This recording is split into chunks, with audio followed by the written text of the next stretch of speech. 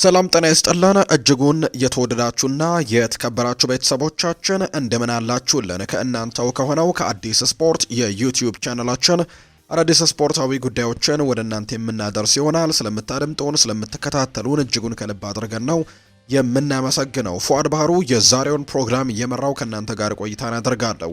በዛሬ ፕሮግራማችን እንደተለመደው የተለያዩ ርዕሰ ጉዳዮችን እናነሳለን። ከሀገር ውስጥም ከውጭም ትላንትና የአፍሪካ ዋንጫ ፍጻሜ ጨዋታ ተደርጓል። በሞሮኮ አስተናጋጅነት ሲደረግ የነበረው የአፍሪካ ዋንጫ ትላንትና ፍጻሜውን አግኝቷል። በሞሮኮና በሴኔጋል ብሔራዊ ቡድን መካከል ነው ትላንትና የፍጻሜው ጨዋታ የተደረገው። በጣም በርካታ ነገሮችን የተመለከበት መርሃ ግብር ነው።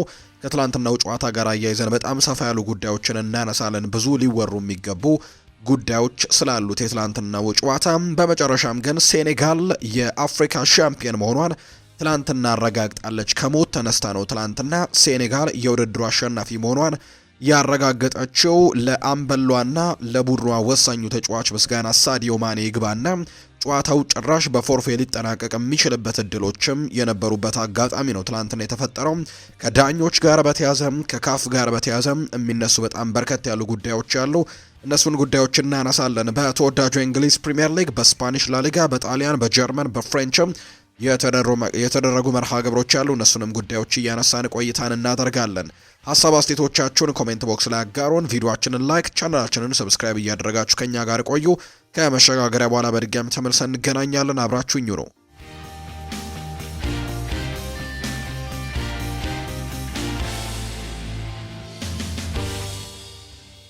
ተመልሰን መጣን። ውድ ቤተሰቦቻችን የአፍሪካ ጉዳይን በማስቀደም ነው የምንጀምረው። የአፍሪካ ዋንጫ ትላንትና ፍጻሜውን አግኝቷል። በሴኔጋልና በሞሮኮ መካከል ነው ትላንትና የፍጻሜው ጨዋታ የተደረገው። በስታድ ደ ፕሪንስ ሙላይ አብደላህ ስቴዲየም ሞሮኮ ራባት ላይ የተደረገ መርሃ ግብር እንደነበር ነው ትላንትና የተመለከትነው። በጣም በርከት ያሉ ጉዳዮችን የተመለከትንበት የአፍሪካ ዋንጫ ፍጻሜ ሆኖ ትላንትና ተጠናቋል። ሴኔጋል ከሞት ተነስታ ትላንትና የአፍሪካ ዋንጫን ለሁለተኛ ጊዜ ከፍ ያደረገችበት ጨዋታ ሆኖ ነው የተጠናቀቀው።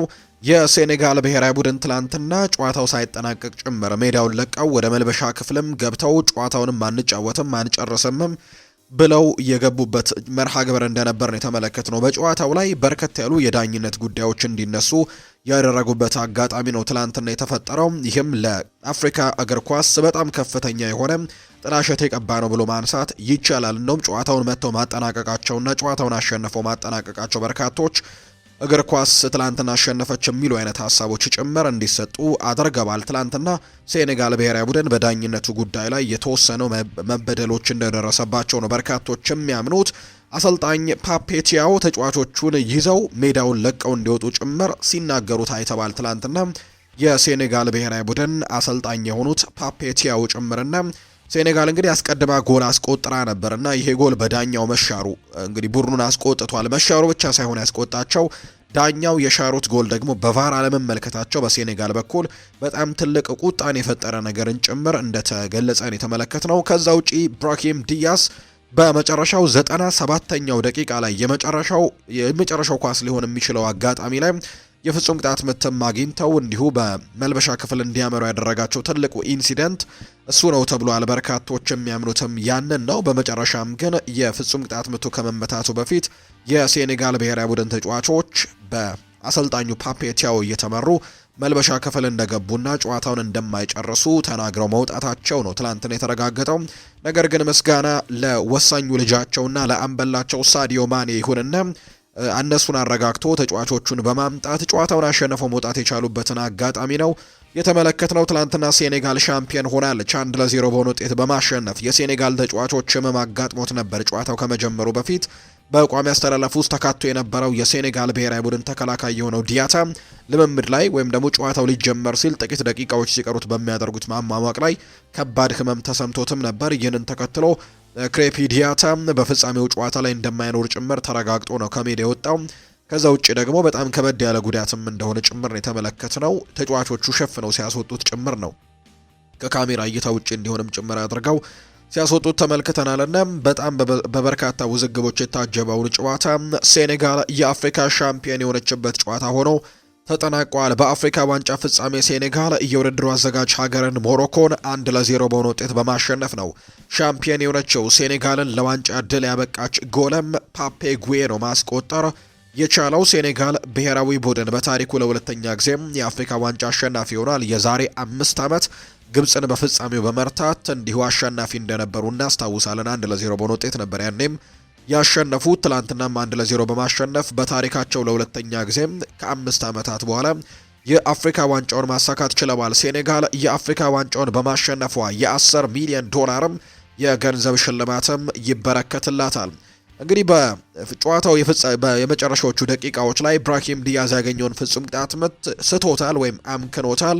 ያመከነበት መንገድ ደግሞ የራሱንም የሞሮኮዊንም ልብንም ጭምር የሰበረ አጋጣሚ እንደሆነ የተመለከትነው። ኳሱን ፓኒንካ ነው ለመሞከር ሙከራ ያደረገውና ለኤድዋርዶ ሜንዲ ነው ኳሱን ያስታቀፈው።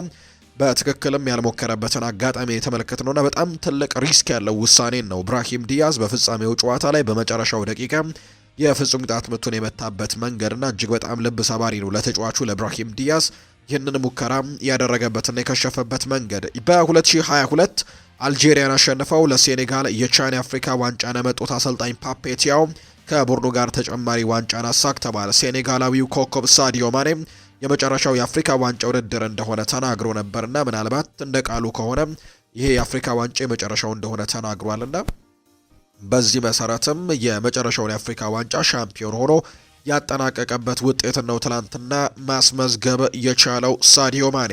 ሞሮኮ የአፍሪካ ዋንጫን ከ50 ዓመታት በኋላ ለሀገሯ ምድር ለማስቀረት ያደረገችው ጥረት ሳይሳካ ቀርቷል። ሞሮኮ ባዘጋጀችው የአፍሪካ ዋንጫ ፍጻሜ ደርሳ የተሸነፈች በታሪክ ሁለተኛዋ ሀገር ናት። ብራሂም ዲያዝ በ5 ጎሎች ከፍተኛ ግብ አስቆጣሪ ሆኖ ቢያጠናቀቅም ትላንትና ግን ለሞሮኮውያን እጅግ ልብ ሰባሪ የሆነ ኳስን አምክኖ ነው ጨዋታው ወይም ውድድሩ የተጠናቀቀው። ከጨዋታው በኋላ በርከት ያሉ የሴኔጋል ብሔራዊ ቡድን ተጫዋቾች ሀሳባቸውን ሰጥተዋል። ለምሳሌ ያክል ጎሉን ያስቆጠረው ፓፔ ጉዬ ሀሳቡን ሰጥቷል። እኛ አላጭበረበርንም ሲል የተናገረው ሀገሩን ሻምፒዮን ያደረገው ግብ ያስቆጠረው ፓፔ ጉዬ የጨዋታው ኮከብ በመባል ተመርጧል። ተጫዋቹ በሰጠው አስተያየትም በሜዳ ላይ ያለንን ሁሉ ሰጥተናል ሲል ነው ጨዋታው ፈታኝ እንደሚሆን አስቀድመን እናውቅ ነበር ሲልም ጭምር ተናግሯል። ተጫዋቾቹም በጨዋታው ስለተፈጠረው ክስተት ሲያስረዳ እኛ አላጭበረበርንም፣ ዛሬ ሴኔጋል ሻምፒዮን ሆናለች ሲልም ጭምር ነው የተናገረው።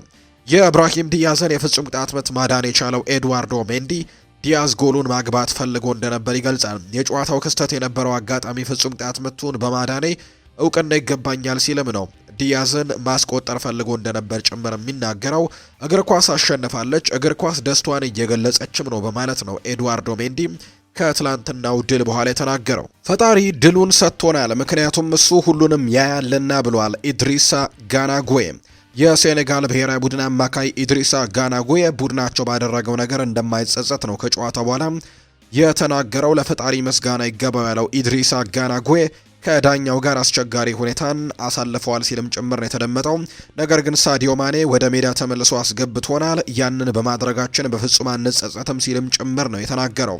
ፈጣሪን በጣም አመሰግናለሁ፣ ዋንጫ ይዘን ወደ ሴኔጋል እንመለሳለን፣ ጉዞአችን ደህንነቱ የተጠበቀ እንደሚሆንም ተስፋ አደርጋለሁ ሲልም ጭምር ነው ጋና ጉዬም ሀሳቡን የሰጠውና እንዲሁ የውድድሩ ምርጡ ተጫዋች የነበረው ሳዲዮ ማኔም ትላንትና ሀሳቡን ሰጥቷል። ቅድም እንዳልኳቸው የተፈጠረው ነገር ሜዳ ላይ የሴኔጋል ብሔራዊ ቡድን ተጫዋቾች በዳኛው በደል እንደደረሰባቸው ከገለጹ በኋላና ካሰቡ በኋላ ጎሉ ከተሻረባቸው በኋላ ለብራሂም ዲያዝ የተሰጠው የፍጹም ቅጣት ምት ደግሞ ያሰጣል አያሰጥም የሚለው ነገር በጣም አጨቃጫቂ ከሆነ በኋላ ደግሞ ተጫዋቾቹ ወደ መልበሻ ክፍል ጠቅልለው ጨዋታውን አንጫወትም ብለው ገብተው ነበርና ያልገባው ሳዲዮ ማኔ ነው። ሳዲዮ ማኔ ወደ መልበሻ ክፍል አመርቶ ተጫዋቾቹን እንዲሁ አግባብቶ ወደ ሜዳ እንዲመለሱ በማድረጉ ረገድም ትልቅ ነገር መስራቱ ነው ትላንትና የተነገረው። ሁለተኛ የአፍሪካ ዋንጫውን ያሳካው ሳዲዮ ማኔ ከድሉ በኋላም ፈጣሪ ይመስገን ሲልም ጭምር ነው የተናገረው። የመጨረሻው ጨዋታውን በመድረኩ ያደረገው ማኔ ፈጣሪ ለሁሉም ነገር ይመስገን ሲል አስቴቱን ሰጥቷል።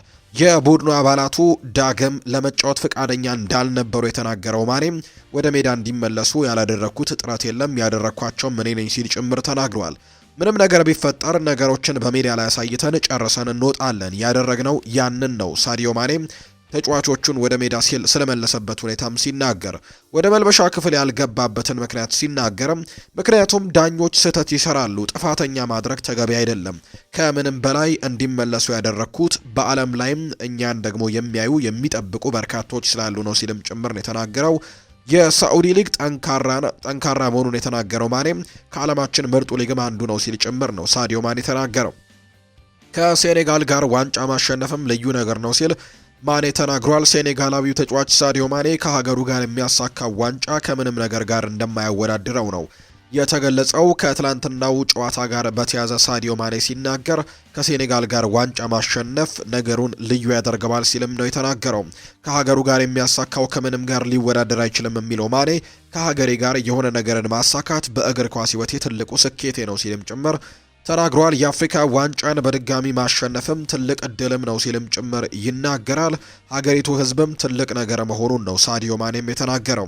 የመጨረሻው የአፍሪካ ዋንጫ መሆኑን ያሳወቀው ሳዲዮ ማኔ ዋንጫውን ለሁለተኛ ጊዜ ማሳካታችንም እጅግ በጣም አስደስቶኛል ሲልም ጭምር የተናገረው። ሴኔጋል ካለፉት 4 የአፍሪካ ዋንጫ ውድድሮች 3ኛ የፍጻሜ ጨዋታዋን ነው ትላንትናም ያደረገችው። ሁለቱን ደግሞ ሻምፒዮን ሆና ማጠናቀቋ የሚታወስ ነው። በአጠቃላይ የትላንትና ውድድር ኮከቦችን ስንመለከት ሴኔጋል 2ኛ የአፍሪካ ዋንጫን ከፍ ስታደርግ ሳዲዮ ማኔም ለሁለተኛ ጊዜ የውድድሩ ኮከብ ተጫዋች በመባል ተመርጧል። የውድድሩ ኮከብ ተጫዋች ሳዲዮ ማኔ ነው። የውድድሩ ኮከብ ግብ ጠባቂ ያሲን ቦኑ ሆኖ አጠናቋል። የጸባይ ዋንጫ ሞሮኮ አሸናፊ ሆናለች። ኮከብ ግብ አስቆጣሪነቱን ደግሞ የሞሮኮ ተጫዋች የሆነው ብራሂም ዲያስ ማሸነፍ የቻለበትን አጋጣሚ የተመለከት ነው። ያለፉትን 4 የአፍሪካ ዋንጫን አፍሪካውያን አሰልጣኞች ማሸነፍ የቻሉበትን አጋጣሚ ነው። ወይም ደግሞ ከውጭ ሀገር የመጡ አሰልጣኞች ያላሸነፉበት 4ቱን ያለፉትን የአፍሪካ ዋንጫዎች ደግሞ አፍሪካውያን አሰልጣኞች ሻምፒዮን የሆኑበት ውድድር መሆኑን ትናንትና የተመለከትንበት አጋጣሚ ነው የተፈጠረው። ሌላኛው የሚነሳው ጉዳይ የዘንድሮ የአፍሪካ ዋንጫ ለተሳታፊ ሀገራት ከፍተኛ የገንዘብ ሽልማትን በመስጠት ቀዳሚው ሆኗል። የምድብ አራተኛ ሀገሮች $500,000 ይዘው አጠናቀዋል። የምድብ 3ኛ ሆነው ደግሞ ያጠናቀቁት ሀገሮች $700,000 አግኝተዋል። ሩብ ፍጻሜ የተቀላቀሉ ብሔራዊ ቡድኖች $800,000 አግኝተዋል። 4ኛ ደረጃን ይዞ ያጠናቀቀው ቡድን ወይም ደግሞ የግብጽ ብሔራዊ ቡድን ማለት ነው $1.3 ሚሊዮን አግኝቷል። 3ኛ ደረጃን ይዞ ያጠናቀቀው የናይጄሪያ ብሔራዊ ቡድን $2.5 ሚሊዮን ይዞ ነው ያጠናቀቀው። 2ኛ ደረጃን ይዞ ያጠናቀቀው የውድድሩ አዘጋጅ ሞሮኮ $4 ሚሊዮን ተሸላሚ ሆናለች። ሻምፒዮን የሆነችው ሴኔጋል $10 ሚሊዮን የገንዘብ ሽልማትም እንደተበረከተላቸው ነው መረጃዎቹ የወጡት። የሴኔጋል ብሔራዊ ቡድን ዋና አሰልጣኝ የሆኑት ፓፔ ቲያው ለግብጽ ብሔራዊ ቡድን ዋና አሰልጣኝ ሆሳም ሐሰን ንግግር ምላሽ ሰጥተዋል። ሆሳም ሐሰን በሴኔጋል ከተሸነፉበት ጨዋታ በኋላ አንበሶቹ እኛ ነን የ7 ጊዜ መድረኩ አሸናፊዎች ሲሉ ምላሻቸውን ወይም ሀሳባቸውን ሰጥተው ነበር። እንግዲህ የሴኔጋል ብሔራዊ ቡድን ስማቸው የታራንጋ አንበሶቹ ናቸውና ቅጽል ስማቸውና የኢትዮጵያ ብሔራዊ ቡድን ዋሊያዎቹ እንደሚባለው የሴኔጋል ቅጽል ስም ደግሞ የታራንጋ አንበሶቹ ነውና የግብጽ ብሔራዊ ቡድን እኛንን አንበሶቹ ሲልም ጭምር ነው አሰልጣኝ ሆሳም ሐሰን ተናግሮ የነበረው። ፓፔቲያው በሰጡት ምላሽ ግን የአፍሪካ ምርጡ ብሔራዊ ቡድን ግብጽ ነች፣ ምክንያቱም አሰልጣኙ ሁሌም 7 ጣታቸውን ስለሚያሳዩን የሚል መልእክትን የሰጡት። ሁሌ እንግዲህ 7 ዋንጫ ማሸነፋቸውን ያስታውሱናል ሲል ፓፔቲያው ይናገራል። አሰልጣኝ ሆሳም ሐሰን ባለፉት ጨዋታዎች ላይ ወደ ተቃራኒ ቡድንና ደጋፊዎች በማቅናት 7 ጣታቸውን በማውጣት ግብጽ 7 ጊዜ የአፍሪካ ዋንጫን የሚጠቁም ምልክት ሲያሳዩ ነበር። አሰልጣኝ ፓፔቲያው በቀጣይ የአፍሪካ ዋንጫን በማሸነፍ ግምት ያላት ሞሮኮ መሆኑንም ሲናገሩ የፊፋ ደረጃን ለዚህ ማሳየ ነው ብለውም ተናግረው ነበር። ከጨዋታው በፊት ሀሳባቸውን ሲሰጡ ግብጽ በሞሮኮ የአፍሪካ ዋንጫ 4ኛ ደረጃን ይዛ ማጠናቀቋ የሚታወስ ነው። የሴኔጋልና የሞሮኮ እግር ኳስ ፌዴሬሽኖች በሀገሪቱ እግር ኳስ ላይ ረዘም ላለ ጊዜ መዋለ ንዋያቸውን በማፍሰስም ሰፊ ስራን ሰርተዋል። በዚህ ምክንያትም ሁለቱ ሀገራት በአህጉሪቱ ትልቅ መድረክ ለፍጻሜ ቢደርሱ ያን ያክል አግራሞትን አይፈጥርም። የሴኔጋል ብሔራዊ ቡድን ባለፉት 10 ዓመታት በትልቅ ደረጃ ተፎካካሪ የነበረ ብሔራዊ ቡድን ነው። ቡድኑ ለ3ኛ ተከታታይ ጊዜ ለዓለም ዋንጫ ሲያልፍ አንድ ጊዜ በ2021 የአፍሪካ ዋንጫንም አሳክቶ ነበር። ከትላንትናው የአፍሪካ ዋንጫ ድል በፊት የአፍሪካ ዋንጫ ለሳዲዮ ማኔ፣ ኤድዋርዶ ሜንዲና ኩሊባሊ የመጨረሻው ሊሆን እንደሚችል ሲነገር እንደነበር ይታወሳልና ለነሱ በጣም ትልቅ ትርጉም ያለው ነው የትላንትናው ድል። የአትላስ አንበሶቹም አሰልጣኝ ዋሊድ ሬግራጋዊ በአንጻሩ በመጨረሻው የዓለም ዋንጫ ግማሽ ፍጻሜ ከደረሱ በኋላ ቡድኑን በከፍተኛ ሁኔታ አሻሽለውታል። በኮሞሮስና በታንዛኒያ የተፈተነችው ሞሮኮ በውድድሩ ፍጹም የተባለ ቡድንን ባትመስልም የሚሸነፍ ቡድን ያላት ግን አትመስልም ነበር። ሞሮኮና ሴኔጋል ለፍጻሜ መብቃት የሚገባቸው ቢሆንም የናይጄሪያ ብሔራዊ ቡድን በፍጻሜው ሊታይ የሚገባው ሌላኛው ብሔራዊ ቡድን እንደሆነ በርካቶች ይስማማሉ። ሆኖም የዘንድሮ የአፍሪካ ዋንጫ ይበልጡን እንደተጠበቀው ተጉዞ ሁለቱ ጠንካራ ቡድኖችን ለፍጻሜ አገናኝቶ ሴኔጋል በመጨረሻም የዘንድሮን የአፍሪካ ዋንጫን ከፍ አድርጋ ማሸነፍ የቻለችበት ውድድር እንደሆነ ጭምር ነው የተመለከትነው። በአጠቃላይ ሴኔጋል የዚህ ውድድር አሸናፊ መሆኗን አረጋግጣለች። ወደ አውሮፓ እግር ኳሳዊ ጉዳዮቻችን እናምራ። ትላንትና በተወዳጁ የእንግሊዝ ፕሪምየር ሊግና በሌሎችም የአውሮፓ ታላላቅ ሊጎች የተደረጉ በጣም በርከት ያሉ ጨዋታዎች ያሉ፣ እነሱን ጉዳዮች ደግሞ ወደ እናንተ እናደርስ። ውድ ቤተሰቦቻችን ትላንትና በተወዳጁ የእንግሊዝ ፕሪምየር ሊግ 2 መርሃ ግብሮች ነበሩ የተደረጉት። 2 ጨዋታዎች ናቸው የተደረጉት። ቀድሞው ጨዋታቸውን ያደረጉት ወልቨርሃምፕተን ወንደረርስና ኒውካስል ዩናይትድ ነበሩ። ትላንትና ጨዋታቸውን ያደረጉት ወልቭስ በሜዳው ሞሊኒው ስቴዲየም ከኒውካስል ዩናይትድ ጋር ያደረገውን መርሃ ግብር 0-0 በሆናቸው ውጤት ነው ትላንትና ማጠናቀቅ የቻለው። ወልቨርሃምፕተን ወንደረርስ ባለፉት ጨዋታዎች ላይ የተወሰኑ ቢሆን ነጥቦችን እያገኘ የሚገኝ አይነት ቡድን እንደሆነ እየተመለከትን እንገኛለን። ለምሳሌ ያክል ትላንትና በፊት በተደረጉ ጨዋታዎች የመጀመሪያ ድሉንም በቅርቡ ማግኘቱን የምናስታውሰው ጉዳይ ነውና ትላንትና ደግሞ እንዲሁ በጨዋታው ላይ ድል ማድረግ ባይችል እንኳን በአቻ ውጤት ጨዋታውን ያጠናቀቀበት መርሃ ግብር ሆኗል። ኒውካስል ደግሞ ባለፉት ጨዋታዎች ላይ በጣም ጥሩ መነሳሳት ላይ የነበረ ቡድን ነው። 3 ተከታታይ ጨዋታዎችን በማሸነፍም የመጣ ቡድን እንደነበር እናስታውሳለን። ትናንትና ግን ጨዋታውን በአቻ ውጤት አጠናቋል። በአንጻሩ ወልቨርሃምፕተን ወንደረርስ ያለፉትን 4 ጨዋታዎች አልተሸነፈም። አሁን ላይ 2 ነጥብ የነበረው ቡድን አሁን ወደ 8 ነጥቦች ከፍ ያለበትን አጋጣሚ ጭምር ነው የተመለከትነውና ጥሩ መነሳሳት ላይ ያለ ቡድን ነው። ምንም እንኳን ጨዋታዎችን አሁንም በትክክል እያሸነፉ ባይሆንም በአቻ ውጤት አንዳንድ ነጥቦችን እየሰበሰበ ቢሆንም ነገር ግን የተወሰኑ መሻሻሎች እንዳሉ ነው በሮብ ኤድዋርድስ ቡድን በኩል እየተመለከትን የምንገኘው። ትላንትናም ከኒውካስል ዩናይትድ ጋር ያደረገውን የሞሊኒው ስቴዲየም ጨዋታ 0-0 መሆናቸው ውጤት ነው ያጠናቀቀው። ሌላኛው ትላንትና በጉጉት ሲጠበቅ የነበረው ጨዋታ የኤቨርተን እና የአስተን ቪላ ጨዋታ ነው። ትላንትና ይህ ጨዋታ በቪላ ፓርክ የተደረገ መርሃ ግብር ነው።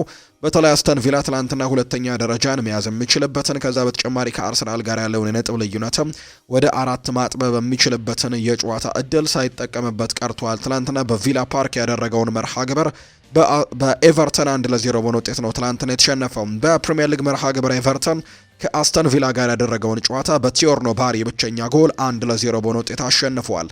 ወይም ደግሞ ኤቨርተን ነው 1-0 በሆነ ውጤት ያሸነፈው። ጥሩ የውድድር ዘመንን እያሳለፈ የሚገኘው አስተን ቪላ በውድድር ዓመቱ 5ኛ ሽንፈቱን ያስተናገደው ኤቨርተን ማሸነፉን ተከትለው ደረጃውንም ማሻሻል የቻለበትን አጋጣሚ ተመልክተናል። ትናንትና ምናልባት አስተን ቪላ ጨዋታውን አሸነፈው ቢሆን ኖሮ ማንቸስተር ሲቲን የሚበልጥበት እድል ነበረው፣ ወይም ነጥቡን 46 ማድረስ የሚችልበት እድሉ ነበረውና 2ኛ ደረጃነትንም መረከብ የሚችልበት እድል ነበረው። እንዲሁ ደግሞ ከአርሰናል ጋር ያለውን የነጥብ ልዩነትም ወደ 4 ማጥበብ የሚችልበት እድል ነበረው።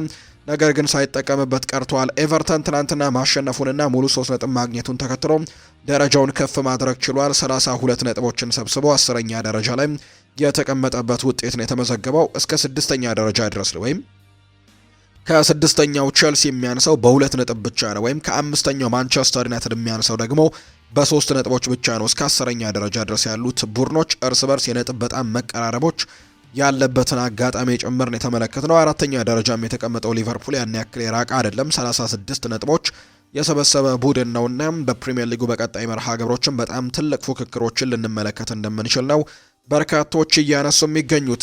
በስፓኒሽ ላሊጋም ትላንትና ጨዋታዎች ቀጥለው ተደርገዋል። በስፔን ላሊጋ መርሃ ግብር ባርሴሎና ከሪያል ሶሴዳድ ጋር ያደረገውን ጨዋታ በሪያል ሶሴዳድ 2-1 አሸናፊነት ተጠናቋል። ባርሳ ትላንትና ሽንፈት ገጥሞታል። የሪያል ሶሴዳድን የማሸነፊያ ግቦችም ሚኬል ኦያርዛባል እና ጉዴስ ናቸው ማስቆጠር የቻሉት። ለባርሴሎና ማርከስ ራሽፎርድ ኳስና መረብን ማገናኘት ችሏል። ባርሴሎና በውድድር ዓመቱ 3ኛ ሽንፈቱን ሲያስተናግድ ከሪያል ማድሪድ ጋር ያላቸው የነጥብ ልዩነትም ወደ 1 ጠቧል። ባርሴሎና በ49 ነጥቦች ሊጉን እየመራ እንደሚገኝ ግን አሁንም የታወቀ ጉዳይ ነው። ዛሬም ትላንትና ሌሎች ጨዋታዎችም ነበሩ። ለምሳሌ ያክል ቫሌንሲያ ሄታፌን 1-0 አሸንፏል። አትሌቲኮ ማድሪድ በሜዳ ዋንዳ ሜትሮፖሊታኖ አሬና ዲፖርቲቮ አላቬስን 1-0 አሸንፏል። ሴልታ ቪጎም እንዲሁ ያሸነፈበት መርሃ ግብር ነበር። ትላንትና ከራዮ ቫይካኖ ጋር 3-0 አሸነፈበት መርሃ ግብር ትላንትና የተደረጉ የስፓኒሽ ላሊጋ መርሃ ግብሮች ነበሩ። ዛሬ ኤልቼና ሴቪያ በስፓኒሽ ላሊጋ መርሃ ግብራቸውን የሚያደርጉ ቡድኖች ናቸው። በፍሬንች ሊግ 1 ትላንትና የተደረጉ ጨዋታዎች ያሉ ስትራስቡርግ ሜትስን 2-1 አሸንፏል። አዲስ አዳጊው ፓሪስ ናንተስን 2-1 አሸንፏል። ከዛ ውጪ ሊዮንም ብረሽተን 2-1 ነው ያሸነፈው። ሬንስና ሊ ሃርቬ ደግሞ ጨዋታቸውን 1-1 በሆነ ውጤት ማጠናቀቅ የቻሉበት መርሃ ግብር ነው ትላንትና የተደረገው። በጀርመን ቡንደስሊጋ ስቱትጋርትና ኡኒየን በርሊን 1-1 ሲያጠናቀቁ አውግስበርግና ፍራይበርግ ደግሞ ጨዋታቸውን 2-2 በሆነ ውጤት ነው ያጠናቀቁት። ሌላኛው በጣሊያን ሴሪኤም የተደረጉ መርሃ ግብሮች ነበሩ። ፓርማና ዤኗ ጨዋታቸውን 0-0 ነው ያጠናቀቁት። ሌላኛው ፊዮረንቲና ሌላኛውን ድል ትላንትና ያስመዝግቧል። ቦሎኛን 2-1 በሆነ ውጤት ነው ማሸነፍ የቻለው። ሮማም ቶሪኖን 2-1 አሸንፏል። ኤሲ ሚላን በሜዳው ሳንሲሮ ጁሴፔ ማይትሳ ትላንትና ሊቼን ገጥሞ 1-0 በሆነ ውጤት ማሸነፍ የቻለበት መርሃ ግብር ሆኖ ተጠናቋል። የትላንትናውን ጎል ደግሞ ኒኮላ ፉልክሩግ ነው ያስቆጠረው። በዚህ የዝውውር መስኮት ከዌስትሃም ዩናይትድ ይህንን ቡድን የተቀላቀለው ተጫዋች ትላንትና ጎል ማስቆጠር የቻለበትን አጋጣሚ ተመልክተናል። ኒኮላ ፉልክሩግ ባስቆጠረው ብቸኛ ጎል ኤሲ ሚላን የትላንትናውን ጨዋታ 1-0 በሆነ ውጤት አሸንፎ መውጣት የቻለበት መርሃ ግብር ሆኖ ተጠናቋል። ዛሬም በጣሊያን ሴሪኤ 2 መርሃ ግብሮች ይደረጋሉ። ክሮሚኔንሴ ከቬሮና፣ ላትሲዮ ደግሞ ከኮሞ ጋር የሚያደርጓቸው መርሃ ግብሮች ዛሬ በጣሊያን ሴሪኤ የሚጠበቁ ጨዋታዎች ናቸው። አሁን ደግሞ ክለቦችን የተመለከቱ ስፖርታዊ ጉዳዮችን እናንሳ። ማንቸስተር ዩናይትድን የተመለከተ መረጃን በማስቀደምን ጀምር። ፖል ስኮልስ ከፈለገ ቤቴ ሊመጣ ይችላል ብሏል ሊሳንድሮ ማርቲኔስ። የማንቸስተር ዩናይትዱ ተጫዋች ሊሳንድሮ ማርቲኔስ አሁን ላይ ከፈለገ ፖል ስኮልስ ከፈለገ ቤቴ ድረስ መጥቶ ፊት ለፊት ሊተቸኝ እንደሚችል ነግሬዋለሁ ሲል ጭምር ነው የተናገረው። የቀድሞ ማንቸስተር ዩናይትድ ተጫዋች ፖል ስኮልስ ከደርቢው በፊትም ማርቲኔዝ ሃላንድን ያቆማል የሚል እምነት እንደሌለው ተናግሮ ነበር። ሊሳንድሮ ማርቲኔዝ በደርቢው ቡድን ግብ ሳይቆጠርበት ጨዋታውን አሸንፎ እንዲወጣም መርዳት ችሏል። ፖል ስኮልስ ባለው አቅም ቢጠራጠርም ሊሳንድሮ ማርቲኔዝ ኤርሊንግ ሃላንድን ማቆም ችሎ እንደነበር ነው የሚነሳው። ስኮልስ ሲናገር ማርቲኔዝ ከሃላንድ ጋር አይታሰብም፣ እሱ ጎል አስቆጥሮ አጭሩን ተከላካይ ወደ መረቡ መወርወር ይችላል ሲልም ጭምር ነው የተናገረው። ማርቲኔዝ በበኩሉ ማንም የፈለገውን መናገር ይችላል፣ አስቀድሜ ነግሬዋለሁ፣ እኔን ማናገር ከፈለገም የፈለገበት ቦታ ቤቴም ቢሆን መምጣት ይችላል ሲል ጭምር ነው የተናገረው። የተሰጠው አስተያየት በጨዋታው ተጨማሪ ተነሳሽነት እንዳልፈጠርለት የተናገረው ማርቲኔዝ ተነሳሽነት የሚሰጡኝ ቤተሰቦቼ ናቸው ሲልም ጭምር ተናግሯል። ለሚነገሩ ነገሮች ግድ አይሰጠኝም፣ ትኩረቴ በአቋሜ ላይ ነው፣ በቡድኑ አቋም ላይ እስካለሁበት ደቂቃ ድረስም ለክለቡ ያለኝን በሙሉ ሰጣለሁ ሲልም ነው ሊሳንድሮ ማርቲኔዝ የተናገረው። ድንቅ ብቃቱን ያስመለከተው ተከላካዩ ሊሳንድሮ ማርቲኔዝ ስራውን በወሬ ሳይሆን በተግባር እንደሚያሳይም ነው ሊሳንድሮ ማርቲኔዝ የሚናገረው። ስለ ኒኪ በትና ፖል ስኮልስ የስላቅ ንግግር የተጠየቀው ተጫዋቹ ይህ ልቆጣጠረው የማልችለው ነገር ነው፣ የፈለጉትን ማድረግም መናገርም ይችላሉ ሲል ጭምር ነው የተናገረው። ሆኖም ግን የሱ ስራ ሜዳ ላይ መሆኑን የገለጸው ሊሳንድሮ ማርቲኔዝ የኔ ተግባር ራሴን ሜዳ ላይ ማሳየት ነው፣ እናም ትላንትና አድርጌዋለሁ ሲልም ጭምር ሀሳቡን ሰጥቷል። ኒኪ በትና ፖል ስኮልስ ከጨዋታው በፊት ሃላንድ ማርቲኔዝን አንስቶት ሊሮጥ ይችላል ሲልም ጭምር ተናግሮ ነበር። ልክ እንደ አባት ትምህርት ቤት አካባቢ ህፃን ልጅን አንስቶ እንደሚሮጠው ማለት ነው በማለትም ሲዘባበቱበት እንደነበር የሚታወስ ነው።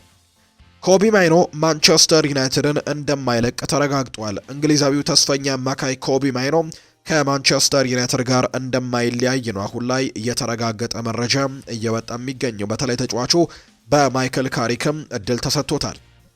ተጫዋቹ በቀድሞ አሰልጣኝ ሩበን አሞሪም በቂ የመሰለፍ እድልን ባለማግኘቱ ሳቢያ በጥር ተጫዋቾች የዝውውር መስኮት ከማንቸስተር ዩናይትድ ሊለቅ እንደሚችል በስፋት ሲዘገብ መቆየቱ የሚታወስ ነው። ሆኖም ግን የአሰልጣኝ ሩበን አሞሪም ስንብትን ተከትሎ በእርሳቸው የተተኩት ማይክል ካሪክ በኮቢ ማይኖ ላይ ከፍተኛ እምነት እንዳላቸው ለተጫዋቹ ገልጸውለታል ተብሏል። በዚህ መሰረትም ተጫዋቹ ማንቸስተር ዩናይትድን የመልቀቅ የነበረውን ሀሳብም እንደተወው ነው የተነገረው። አሰልጣኝ ሚኬል አርቴታ በማንቸስተር ሲቲው ጨዋታ ለኮቢ ማይኖ የቋሚነት እድልን እንደሰጡት የሚታወስ ሲሆን ተጫዋቹን በጨዋታው ላይ ጥሩ የሚባለውን እንቅስቃሴ ማስመልከቱ የሚታወስ ነው። ስለዚህም በሚቀጥሉት ጨዋታዎች ላይም የመሰለፍ እድል ይኖረዋል ተብሎ ስለሚታሰብ ኮቢ ማይኖ ከዚህ በኋላ ከማንቸስተር ዩናይትድ ይለቃል ተብሎ እንደማይታሰብ መረጃዎች እየወጡ እንደሚገኙ ነው ዘገባዎች እየጠቆሙ የሚገኙት። ስለዚህም በዚህ ቡድን ውስጥም መቆየት እንደሚፈልግ ጭምር ነው እየተነገረ የሚገኘውና በቀጣይ ራሱን በደንብ አሳይቶ በዓለም ዋንጫው ላይም የእንግሊዝ ብሔራዊ ቡድን ጥሪ እንዲያቀርብለት ጭምር ፍላጎቱ እንዳለው ጭምር ነው እየተናገረ የሚገኘውና በቀጣይ በሚደረጉ ጨዋታዎች ላይም በቋሚነት ይሰለፋል ተብሎ እንደሚታሰብ ነው መረጃዎቹ ድጋሚ እየወጡ እንደሚገኝ ዘገባዎቹ የጠቆሙት። አርሰናልን የተመለከቱ ጉዳዮችን እናንሳ። ቡካዮ ሳካ ስለ ቪክተር ዮኬሬሽ ይናገራል። ቪክተር ዮኬሬሽ አጫዋቱ በጣም ጥሩ ነው። እንደማስበው በቡድናችን ቤት አሁን ላይ ይበልጥ ተረጋግቷል። ከቡድኑ ጋር እየተላመደ ነው። ማንም እንደሚያውቀው ቡድናችን ላለፉት 3 እና 4 ዓመታት ቡድናችን ያለ ተፈጥሯዊ አጥቂ ነበር የሚጫወተው። እንደ ቪክተር ዮኬሬሽ አይነት ተፈጥሯዊ አጥቂ ጋር ግን አልተጫወትንም። እናም እንደ ቡድን በዚህ ሲዝን በቡድናችን ውስጥ አዲስ አጥቂ ያለን ከሱ አጫወት ጋርም ለመላመድ አቅማችን በሚችለው መልኩ እየሞከርን እንገኛለን። እናም ለሱ ደግሞ ብዙ የጎል ዕድሎችን ለመፍጠርም አሁንም ጠንክረን መስራታችንን እንቀጥላለን ሲልም ጭምር ነው የተናገረውና ይህ ተጫዋች እንግዲህ በቀጣይም ለአርሰናል ጥሩ ነገሮችን ማምጣት እንደሚችል ጭምር ነው እየተናገረ እንደሚገኝ ሀሳቦችም እየወጡ የሚገኙትና በቀጣይ ይህንን ቡድን ለማጠናከርና በአጥቂ ተጫዋቻችን ላይ ለመተማመን የእሱን የጨዋታ መንገድም ለመረዳት ጭምር በቀጣይ ትልቅ ሙከራዎችን እናደርጋለን ሲል ጭምር ቡካዮ ሳካ ሀሳቡን እየሰጠ ይገኛል። አርሰናል ብራዚላዊውን አማካይ ብሬናን ቢዶን ለማስፈረም ፍላጎት አሳይቷል። በዘሚረር በኩል የወጡ ዘገባዎች እንደሚያሳዩት አርሰናል ስለ 20 ዓመቱ አማካይ መጠየቅ ያቀረበው ሲሆን ለክለቡም ኮረንቲያስ ጋርም ግንኙነት ጀምሯል።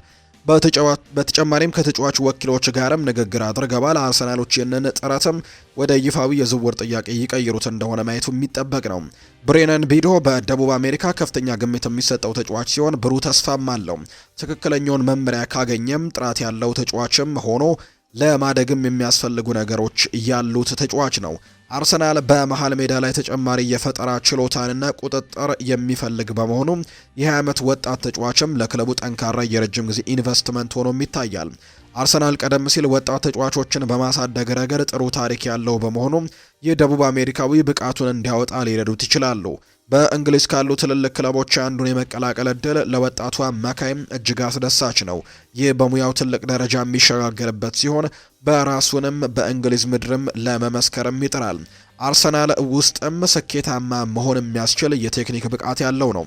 አርሰናል በአሁኑ ወቅት በዓለም ላይ ካሉ ትልልቅ ክለቦች አንደኛው ሲሆን ጠንካራ ቡድንም አለው። በሚቀጥሉት ዓመታትም በአውሮፓ እግር ኳስ ላይ የበላይነትን ለመያዝ እያሰበ በመሆኑ ጥራት ያላቸው ተጫዋቾች ያስፈልጉታል። ከደቡብ አሜሪካ ምርጥ ወጣት ተሰጥኦዎች አንዱን ማስፈረምም ለክለቡ ትልቅ ጥንካሬ ይሆናል። በተጨማሪም ዘሚረር እንደዘገበው ቸልሲና ማንቸስተር ዩናይትድ ወጣቱን አማካይ እየተከታተሉት ይገኛሉ። ስለ ቢዶ መጠይቅ ያቀረቡ ሲሆን ተጫዋቹን ለማስፈረምም የዝውውር ጥያቄ ያቀርቡ አያቀርቡ የሚታይ ነው። ሁለቱ ክለቦች በቅርብም የዝውውር መስኮቶች በወጣት ተጫዋቾች ላይ ኢንቨስት ሲያደርጉ የቆዩ ሲሆን ለወደፊቱም ጠንካራ ቡድን ለመገንባት እያሰቡ ነው። የ20 ዓመት ወጣትም ለሁለቱም ክለቦች ምርጥ ተጨማሪ ሊሆን እንደሚችል የሚያሳዩ መረጃዎች ናቸው እየወጡ የሚገኙትና አርሰናል ይህንን ተጫዋች ለማስፈረምም በትልቁ እየተንቀሳቀሰ እንደሚገኝ ነው መረጃው የወጣው። ሊቨርፑልን የተመለከቱ መረጃዎችን እናንሳ።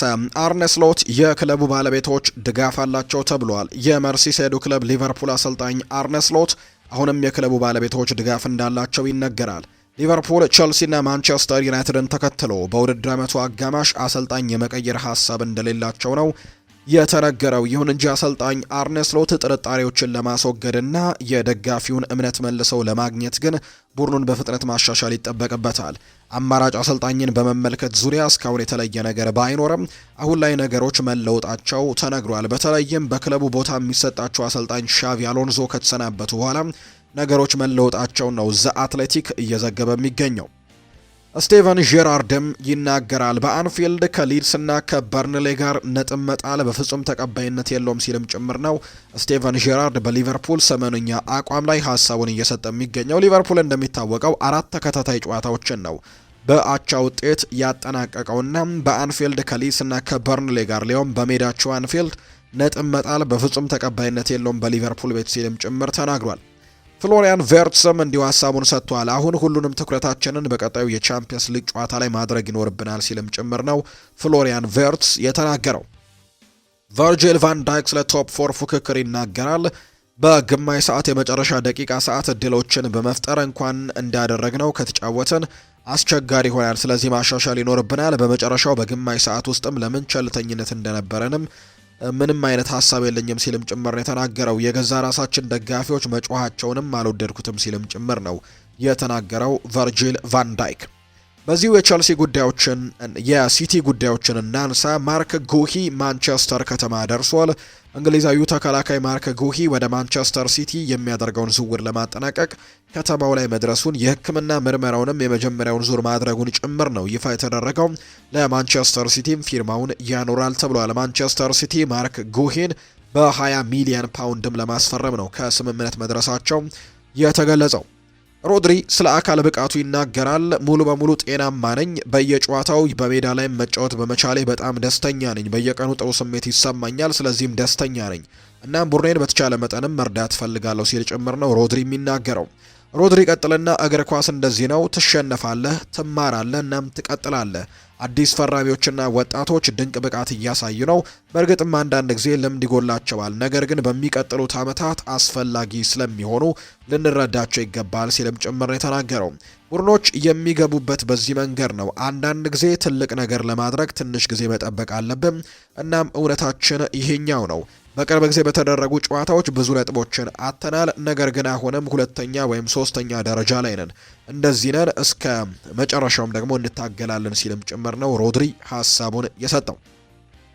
ማንቸስተር ሲቲ ሳንድሮ ቶናሊን ከኒውካስል ዩናይትድ ያለውን ሁኔታ ከሚከታተሉ ክለቦች መካከል አንደኛው እንደሆነ እየተገለጸ ይገኛል። ስለዚህ ማንቸስተር ሲቲ በቀጣይ የክረምት ተጫዋቾች የዝውውር መስኮት ኤሊየት አንደርሰንን ማስፈረም ይፈልጋሉ። ከዛ ውጭ ደግሞ ሳንድሮ ቶናሊንም ለማስፈረም ትልቅ ሙከራዎችን እንደሚያደርጉ ጭምር የሚያሳዩ መረጃዎች ናቸው አሁን ላይ እየወጡ የሚገኙት። የቼልሲ ጉዳዮችን ደግሞ እንመልከት። ዣኦ ፔድሮ ይናገራል። ይህ ጨዋታ ለኛ አስፈላጊ ነበረ፣ ምክንያቱም ለረጅም ጊዜ ያለ ክሊንሺትም ተጉዘናል። ብሬንትፈርድ በጣም ጠንካራ ተጋጣሚዎች ናቸው። ከዴላፕ ጋር በመጥፎ ጎን አንወዳደርም። ሁለታችንም ብቁ ከሆነን ለሁለታችንም ጥሩ ነው። ቡድኑን መርዳት እንፈልጋለን። እሱ ቋሚ ከሆነና ዝግጁ እሆናለሁ፣ ለቼልሲም ጥሩ ነው ሲልም ጭምር ነው የተናገረው። ሊያም ሮስኒየር ደፋር እንደሆነና እንዲጫወትም ይፈልጋል። ተሰጥኦ ስላለን ለእኛ በጣም ጥሩ ነገር ነው ሲል ነው የተናገረው ዣኦ ፔድሮ። ጀረሚ ዣኮይ ለቼልሲ ለመፈረም መስማማቱ የተዘገበ ሲሆን አሁን ላይ ወደ ፈረንሳይ ተኪዶ ድርድር ተጀምሯል። ሬንስ አሁን ላይ 65 ሚሊዮን ዩሮ የጠየቁ ሲሆን ቼልሲ ያቀረበው አነስ ያለ ገንዘብ ነው ብሏል ፋብሪዚዮ ሮማኖ። ጀረሚ ዣኮ የሚመጣው ለሁለተኛ ተከላካይ ወይም ደግሞ አሁን ያሉትን ለማጠናከር ወይም ለመጠባበቅ ሳይሆን ቀጥታ ቡድኑ ውሰት ማለትም ምርጥ 11 ውስጥ ለማስገባትም ጭምር እንደሆነ እየተነገረ ነው። ጀረሚ ዣኮይ ወደ ቼልሲ መሄድ ይፈልጋል። ወደ ቼልሲ ለመዘዋወርም በሩን ከፍቷል። ዣኮይ የቼልሲ ዝውውርን ይፈልገዋል። አሁን ደግሞ ጉዳዩ በክለቡ እጅ ላይ ነው። ጀረሚ ዣኮይ ቼልሲ በዚህ የጃንዋሪ ዝውውር መስኮት እንደ አዲስ የማል ተከላካይ የሚፈልገው ተጫዋች ነው።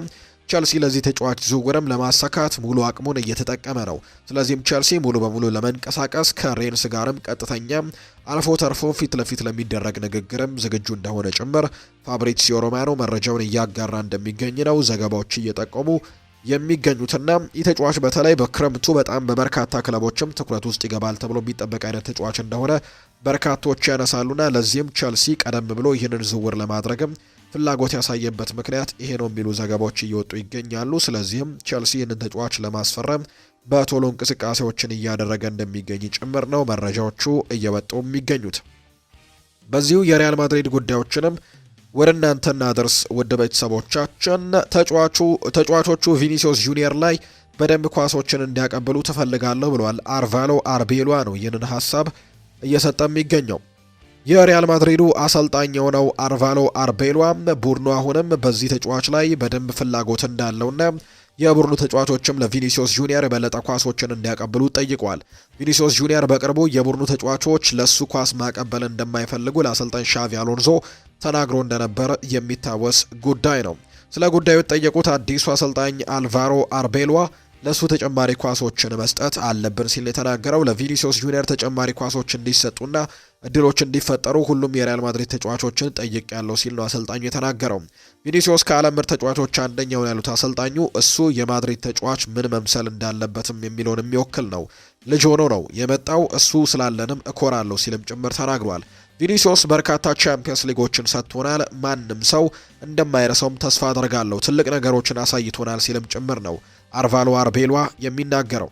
ተጫዋቾችም ቢሆኑ ሌሎች የሪያል ማድሪድ አካላቶችም የደረሰባቸውን ተቃውሞ አልጠበቁም ነበር። በጨዋታው የተፈጠረው ነገር ሁሉንም አስደንቋል፣ አሳዝኗል፣ እንዲሁም ደግሞ እንዳናደደ ጭምር የተነገረው።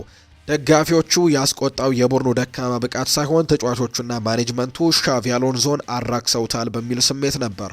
ክለቡ ፕሬዝደንቱ እየተመራ ከአሰልጣኙ ጎን መሆን ሲገባው ለተጫዋቾቹ ወግኖ ሻቪን ከስራው ለማፈናቀል አድማ ማድረጉ በቤርናቤው ትልቅ ጩኸትን እንዲያስነሳ አድርጓል ብሏል ካንዴ ናሴር መረጃውን ሲያወጣ። ከጨዋታው መጠናቀቅ በኋላ በቀጥታ ወደ መልበሻ ክፍል ያመራው ብቸኛው ተጫዋች ቪኒሲዮስ ጁኒየር ብቻ ነበር። ቪኒ በጨዋታው መሃል ከደጋፊዎች በሚነሳው የተቃውሞ ድምፅም በጣም አዝኖ እንደነበር ነው የተናገረው። የቪኒሲዮስ ጁኒየር የክለቡና የአሰልጣኙ ድጋፍ አለው፣ ነገር ግን የወደፊት ሕይወቱ በእርግጠኝነት አይታወቅም። በሚፈልገውና ክለቡ ለማቅረብ ፈቃደኛ በሆነው መካከል ባለው የደሞዝ ልዩነት ምክንያትም ኮንትራቱን ለማደስ የሚደረገው እንቅስቃሴ አሁን ላይ ቆሟል። በተጨማሪም በብራዚላዊው ኮከብና በቤርናቢው ደጋፊዎች መካከል ያለው ግንኙነትም በተግባር የማይስተካከል ይመስላል። ይህም በዋነኝነት የተጫዋቹ ባህሪ በደጋፊዎች ዘንድ ተቀባይነት የሌለው እንደሆነ ነው ማርካ መረጃውን ያጋራው። ቶማስ ሮንሴሮ ለቪኒ ጁኒየር የሰጠው ምክር አለ። ቪኒ ጁኒየር ልመክር እፈልጋለሁ፣ ራስን ከሌሎች ጋር ከማወዳደር ተቆጠብ፣ በራስ ዘይቤ ላይ ብቻ አተኩር፣ በእያንዳንዱ ጨዋታ ለመጀመር ሞክር፣ ለቡድን የሚችሉትን ሁሉ ስጥ እና ማስተዋጽኦክም ሜዳ ላይ ብቻ አድርግ። ይህንን ካደረክ ከዚህ በፊት ቤንዜማ እንዳደረገው አንተም ለደጋፊው በራስህ መልስ መስጠት ትችላለህ ሲልም ጭምር ነው ቶማስ ሮንሴሮ ለቪኒ ጁኒየር ሀሳቡን የሰጠው። የቤርናቢው ደጋፊዎች በፉጨት ተቃውሞ የመግለጽ መብት አላቸው። ነገር ግን ኳሱ በሪያል ማድሪድ ቁጥጥር ስር ሲሆን መደገፍ ግዴታ እንጂ አማራጭ አይደለም። ያደረጉት ነገር ተቀባይነት የሌለው ነው። ቪኒሲዮስም ቢሆን ኃላፊነት የሚሰማው ተጫዋች ነው። ትናንትና ከጨዋታው በፊት ተቃውሞ ሲያይ አለመጫወትን መምረጥ ይችል ነበር፣ ነገር ግን ወደ ሜዳ ገብቶ ሁሉንም ነገር ተጋፍጧል። በሱ ላይ የሆነ ያለው የተጋነነ ትኩረት በእውነቱ አስገራሚ ነው። ቀውሱ የመጣውም እንደ አጠቃላይ በክለቡ ላይ ነውና አንድ ተጫዋች ላይ መነጣጠሩ ለኔ ሊገባኝ አልቻለም። ሁሉም ነገር የጋራ መሆን አለበት ሲል ጋዜጠኛ ቤኒቶ ፍሎሮ የካንዴና ሴሩ ዘጋቢ ይናገራል። በቤርናቢው የተገኙ ደጋፊዎች የአልቫሮ አርቤሎን ስም እየጠሩ አርቤሎ እያሉ በሚዘምሩበት ወቅት የአርቤሎ ምላሽ ግን ወደ ተጫዋቾቹ እየጠቆመ አመሰግናለሁ፣ ነገር ግን የኔ ስራ ሳይሆን የተጫዋቾቹ ነው ብሎ እያጨበጨበ እንደነበር ጭምር ነው የተነገረው። ዳኒ ሴባዮስ በጨዋታው ተቀይሮ በመግባት በመሃል ሜዳው ላይ ግልጽ የሆነ መረጋጋትን ጨምሯል። ይህም ቡድኑ እስከ መጨረሻው ደቂቃ ድረስም ቁጥጥር እንዲኖረው ረድቷል። ምንም እንኳን በዚህ የውድድር ዓመት እስካሁን ድረስ ወደ ምርጥ ደረጃው ላይ ባይደርስም አፈጻጸሙ ግን የሚበረታታ ነበር። አርቤሏ አካላዊ ጥንካሬ ያለው ፈጣን ተጫዋች የመምረጥ ዘይቤ ያለው ስለሆነ ሴባዮስ እንደ ቋሚ ተጫዋች ባያየውም፣ ነገር ግን ሴባዮስ ፍጥነትን የመቆጣጠርና ቡድኑን በጋራ ደግሞ ጨዋታ ግልጽ በሆነ ደረጃ የመስጠት ችሎታ ጠቃሚ አማራጭም ያደርገዋል። በተለይም ስለዚህ ሚና ያለው የአማራጭ እጥረትም ከግምት ውስጥ በማስገባት እንደዚህ መጫወቱን ከቀጠለ በአርቤሏ እቅዶች ውስጥም የበለጠ ጉልህ ሚና ሊኖረው ይችላል ተብሎ እንደሚታሰብ ነው ማርካ የተባለው የመረጃ ምንጭም እየተናገረ የሚገኘው። አልቫሮ አርቤሏ የክለቡ አንድ አካል እንደሆነ ይታሰባል እና ሪያል ማድሪድ በቡድን ውስጥ ለምን ያክል ጊዜ እንደሚቆይም ኮንትራቱ ጊዜያዊ ወይም ደግሞ ዋና አሰልጣኝም ወይም ቋሚ አሰልጣኝ ነው የሚለው ነገር ምንም በይፋ አልታወቀም። የመረጃ እጥረት ቢኖርም አያስገርምም፣ ምክንያቱም በክለቡና በአርቤሏ መካከል ያለው ግንኙነት ሁሉም ነገር ቀለል ተደርጎ የተደረገ ነው ብሏል ዘ አትሌቲክ በመረጃው። ፍሎሬንቲኖ ፔሬዝ ጡረታ ሲወጣ አናስ ደግሞ እንዲተካው ይፈልጋል። ታናሽ አጋሩ መንፈሳዊ ልጁ ከ8 ዓመታት ጀምሮ ያሰለጠነውና የሚንከባከበው ሰው ቦታውን እንዲተካ ይፈልጋል። በስብሰባ ላይ ብዙ ግራ መጋባትን ያስከተለው የሪያል ማድሪድ ከፊል ፕራይቬታይዜሽን የሚለው ሀሳብ የአናስ ሀሳብ ነው ወይም ደግሞ የፍሎሬንቲኖ ሀሳብ ነው የሚለው ብቻ ነው። ከዛም ውጪ ሁለቱም ያላቸው አንድ ነገር ብቻ ነው። እሱም አናስ 41 ዓመቱ ሲሆን ፍሎሬንቲኖ ፔሬዝ 79 ዓመቱ መሆኑ ነው ብሏል ማርካ። አናስ ለማታውቁት ከመጋረጃ ጀርባ የፍሎሬንቲኖ ፔሬዝ ቀኝ እጅ ሲሆን በሪያል ማድሪድ ውስጥም ዋነኛው የቢዝነስ አማካሪ ሰው ነው። የሳንቲያጎ ቤርናቢው መልሶ ግንባታ የሱፐር ሊግ ሀሳብን ጨምሮ የክለቡን የቅርብ ጊዜ ፕሮጀክቶች የቀረሰ የ41 ዓመት ፈረንሳዊ የባንክ ባለሙያ እንደሆነ ጭምር ይነገራል። አልቫሮ አርቤሏ ለአርዳ ጉሌርና ለዳኒ ሴባዮስ ነፃነትን በመስጠት ትናንትና የጨዋታውን አካሄድን ቀይሮታል። ሴባዮስ ዲን ሃውችሰንን ቀይሮ በመግባት የቡድኑን የማጥቃት እንቅስቃሴ በመገንባት ላይም ያለውን ብቃት ለማሻሻል ትልቅ አስተዋጽኦ አድርጓል። ዮሃን ላፖርታ የባርሴሎና ፕሬዝዳንት እንዲሆን ፍሎሬንቲኖ ፔሬዝ ከ50 በመቶ በላይ የሚሆነውን ድርሻ ይወስዳል። የባርሴሎና ፕሬዝዳንት ዮሃን ላፖርታ ከዚህ ቀደም ባርሴሎናን በፕሬዝዳንትነት ለመምራት እጅጉን የተቸገረበት ሁኔታ ገጥሞት ነበር። ይህም ችግር ላፖርት ምርጫውን አሸንፈው የባርሴሎና ፕሬዝዳንት ከመሆኑ በፊት በስፔን ሕግ መሰረት አንድ የክለብ ፕሬዝዳንት የሚወዳደር ሰው ከመመረጡ በፊት የገንዘብ ዋስትና ለክለቡ ይጠይቃል። ሆኖም ግን በሕጉ መሰረት ባርሴሎና ላፖርት የክለቡ ፕሬዝዳንት መሆን ከፈለገ ዋስትና እንዲሆነው 124.6 ሚሊዮን ዩሮ ወደ ክለቡ ካዝና እንዲያስገባ ጥያቄ ያቀረበ ቢሆንም በሰዓቱ ግን ላፖርት ይህንን ያክል ገንዘብ ከየትም ማግኘት የማይችልበት ሁኔታ ላይ ነበር። በዚህ ጊዜ ነበር ፍሎሬንቲኖ ፔሬዝ ይህንን እንደረዳው የሚነገረው። ፔሬዝ ላፖርት የገጠመውን የገንዘብ ዋስትና እንዲከፍል ማድረግ የሚችልበት እድል እንዲመቻችለት ያደረገው ነው። በምላሹም ላፖርት የባርሴሎና ፕሬዝዳንት ከሆነ በኋላ የሱፐር ካፑን ወይም የሱፐር ሊጉን ፕሮጀክትም ከፔሬዝ ጋር በመሆን እንደሚቀላቀል እንደሚፈልግ ጠይቆታል። ላፖርትም ሀሳቡን በጥቅምና በጥሞና ከሰማ በኋላ እሺታውን ለፔሬዝ ሰጥቶታል። ሆኖም ቃሉን እንደሚጠብቅ በላፖርት ላይ እምነት የጣለው ፍሎሬንቲኖ ፔሬዝ በቀጥታ ላፖርት የጠየቀውን የ124.6 ሚሊዮን ዩሮ የዋስትና ገንዘብ ሊከፍልለት ወደ ባንክ ኦፍ ሳንዴል በማምራትም ከባንኩ ጋር በግል ላይም ንግግር በመጀመር ባንኩ ላፖርት የጠየቀውን የገንዘብ እንዲሸፍንለት በጠበቆቹ እገዛ ፎርማል ድርድር ማድረግ ጀመረ። ሆኖም ግን በሰዓቱ ባርሴሎና የፋይናንስ ዕዳ ውስጥ ገብቶ የነበረ በመሆኑ ባንኩ በብድር መልክ የሚሰጠው ገንዘብ በተባለው ዕለት ላይ መለስልኝ ይችላል በሚል ጥርጣሬ ውስጥ በመግባቱ የፔሬዝን የብድር ጥያቄ ውድቅ አድርጎት ነበር። ሆኖም ግን ፔሬዝ በስተመጨረሻ ኃላፊነቱን እሱ በግሉ እንደሚወስድና ምንም አይነት ችግር እንደማይፈጠር ባንኩን በማሳመንም ያደረገው ጥረት ፍሬ አፍርቶ ላፖርት ይህንን የዋስትና ገንዘብ በፍጥነት እንዲለቀቅለት ማድረግ ችሏል። በዚህም የዋስትና ገንዘቡ ያገኘው ላፖርት ወዲያውኑ ምርጫውን በማሸነፍ ብሩን አስይዞ የባርሴሎና ዋና ፕሬዝዳንት በመሆን ተሾመ። ፔሬዝ ይህንን ሁሉ ውለታ ሲሰራም ላፖርት የፕሮጀክቱ አጋር ይሆናል የሚል እምነት የነበረው ቢሆንም ላፖርት ስልጣኑን ከተቆጣጠረ ከዓመታት በኋላ ፕሮጀክቱ ለዓለም ይፋ በሚሆንበት ሰዓት ቃሌን ጠብቅ ያለው በማለት ለወራትም አብሮት ከሆነ በኋላ ነገር ግን አሁን ላይ እንደ ኮንፊዴንሻል መረጃ ከሆነ ፕሮጀክቱ አያዋጣኝም በማለት ከፕሮጀክቱ ራሱንና ክለቡንም እንዳወጣ ነው የሚነገረው። ነገር ግን ላፖርት አሁን ላይ ያለበት ስልጣን የፔሬዝ እገዛ ባይኖርበት ኖሮ የማይቻል እንደሆነ ካንዴና ሴር የተባለው የጣሊያን የመረጃ ምንጭም ሰፊ ዘገባዎችን ከፍሎሬንቲኖ ፔሬዝ እና ከዮሃን ላፖርት ጋር አያይዞ አውጥቷል።